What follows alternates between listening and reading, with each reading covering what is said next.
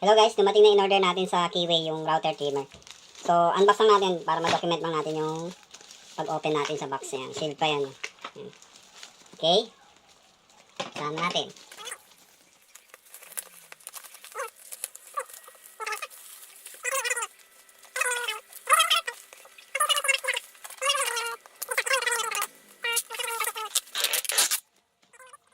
Ito yung mga bits, 15 pieces router bit set.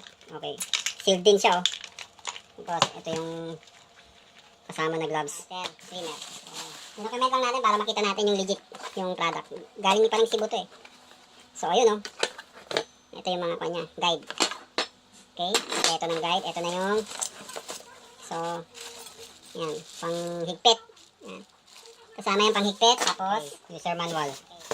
Then, ito na yung pinaka, oh, nalaglag yung ano. Sobrang excitement. Hindi naman. Ayan, ito yung mga kanya sa guide. Yan. Ito na yung pinaka dito sasaksak yung mga bit.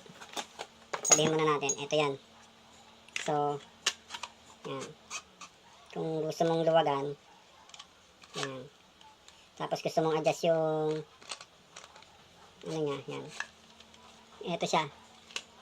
Yan. Maliit lang siya, oh. Isang dangkal ka mo na lang.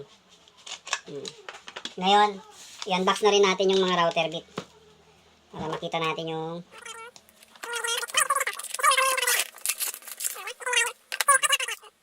ilagay ng mga bits. Isa natin.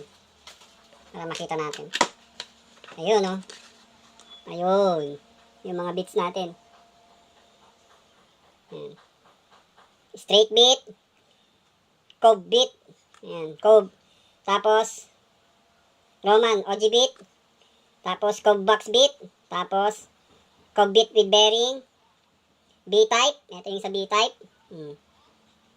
Chamber. Ay, chamfer. Chamfer bit. Mortising bit. Corner round. Usually, ito magagamit natin. Itong corner round. Tapos, corner round ulit. Yung mas maliit. Para, ito yung dovetail. Yan. Sa mga connection to, yung dovetail. Yan. So, ito rin yung ibang bit, plus string bit, tapos straight bit. So, ito na siya. Straight bit, yan lahat yan. So, ito yung unit. Ito yung housing nung ano. Try natin isaksak syempre. Kailangan matesting natin yung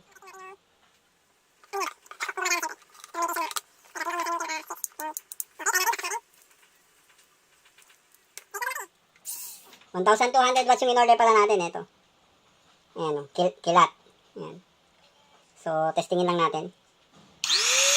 Ayan. So, okay na. Gumagana. So, for documentation naman to, at saka unboxing lang naman. So, wala na tayong ganong i-discuss dito. So, ito yung mga guide niya, oh. Saka mga tools. Ayan. Thanks. Okay. Thanks for watching, guys. Bye-bye.